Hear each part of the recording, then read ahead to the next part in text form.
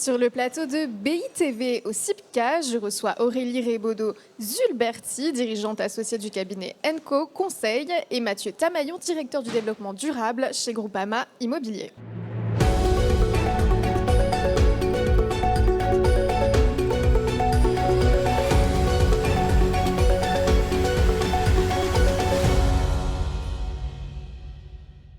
Bonsoir à tous les deux. Bonsoir. Bonsoir. Merci d'être avec nous. Vous avez donc participé à la conférence Réussir son exploitation bas carbone. Et cela passe notamment par les propriétaires et gestionnaires de portefeuille. Y a-t-il des contraintes auxquelles ils doivent pallier et quelques mesures qu'ils pourraient mettre en place ? Oui, alors des contraintes, il y en a quelques-unes. Effectivement, que ce soit les investisseurs ou les sociétés de gestion sont soumises à un certain nombre de contraintes réglementaires qui s'intensifient, qui s'accélèrent ces derniers temps. Donc, on a beaucoup parlé de SFDR, on a parlé d'article 29 également, de la loi énergie-climat. Ça, c'est plutôt des réglementations qui portent sur la transparence. Donc, ça va leur imposer de mesurer et de communiquer en toute transparence les informations liées notamment au bas carbone. Mais maintenant, avec l'arrivée de la CSRD, de la mise en place du dispositif décret dispositif énergie tertiaire, là aussi, c'est des injonctions à la performance, au-delà de la transparence, à la performance qui sont de plus en plus demandées pour ces investisseurs et ces gestionnaires. Également, il y a aussi des réglementations ou on va dire des standards de référentiels auxquels ils se soumettent volontairement, comme une trajectoire crème qui leur permet d'aligner leur portefeuille à des performances liées à une trajectoire 1,5 degré ou à un label ISR. Et pareil, de cette même manière-là, ils vont être soumis à une imposition de transparence, mais également aussi de performance sur ce sujet bas carbone. Donc c'est vraiment des sujets sur lesquels ils vont être de plus en plus poussés et pour lesquels ils vont devoir mettre en place des mesures, effectivement. Merci Mathieu. Effectivement, et tu as cité énormément d'acronymes et de champs de contraintes, et c'est tant mieux. En fait, moi je trouve que on peut voir la situation de deux manières. Effectivement, c'est une foultitude de contraintes. J'ai entendu parler de tsunami réglementaire. Voilà, moi je trouve que c'est pas comme ça que j'ai envie de voir les choses. C'est inéluctable. Il faut qu'on avance sur ce sujet. Et finalement, c'est un peu une voiture balai qui force tout le monde à rejoindre les pionniers du sujet du développement durable et de la performance environnementale. Et je trouve que c'est bien parce que ça permet de faire monter tout le monde en compétences. Alors certains de façon volontaire, d'autres un peu moins, mais au moins ça fait monter le niveau. Et donc quand on a besoin de trouver des parties prenantes qui sont sachantes, elles le sont de plus en plus. Bon gré, mal gré. Donc moi, je vois ça comme en fait une excellente opportunité. Moi, je trouve que c'est une sorte de point de bascule en fait, parce que tout le monde s'est mis dans l'engrenage et dans la dynamique, et c'est pour une fois un point de bascule qui est positif.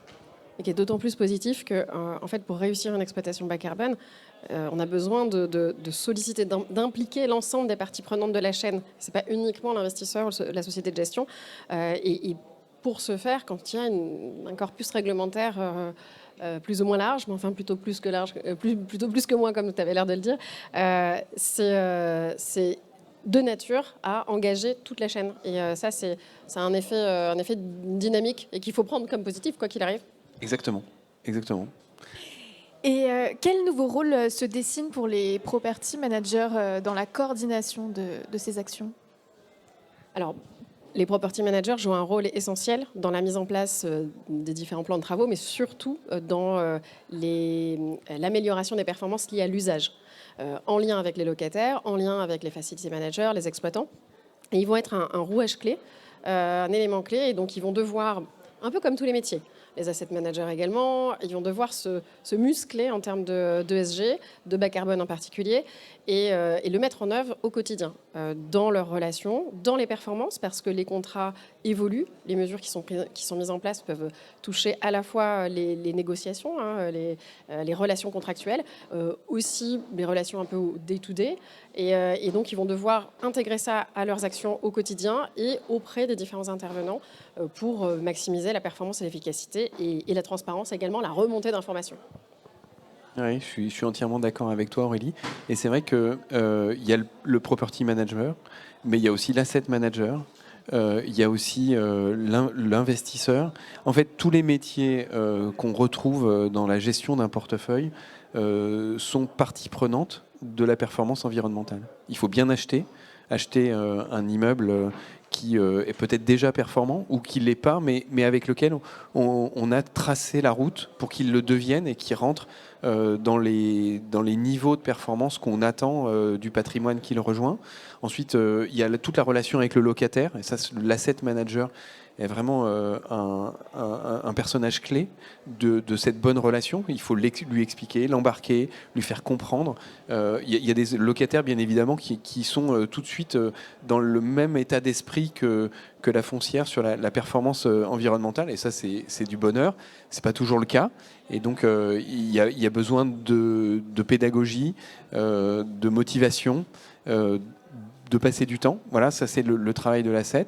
Et puis effectivement le property dans tout ce que a expliqué Aurélie. Voilà. Je dirais aussi l'équipe de développement durable, un petit peu au sein du gestionnaire, qui est là aussi pour servir de facilitateur, un peu de chef d'orchestre justement dans cette animation de l'équipe, du collectif, pour aller chercher de la performance environnementale. Tu as raison de le dire, c'est pas un acteur. C'est ce proverbe, je crois qu'on dit que c'est un proverbe africain où tout seul on va plus vite et ensemble on va plus loin. Voilà, donc c'est un peu l'idée d'exploitation bas carbone.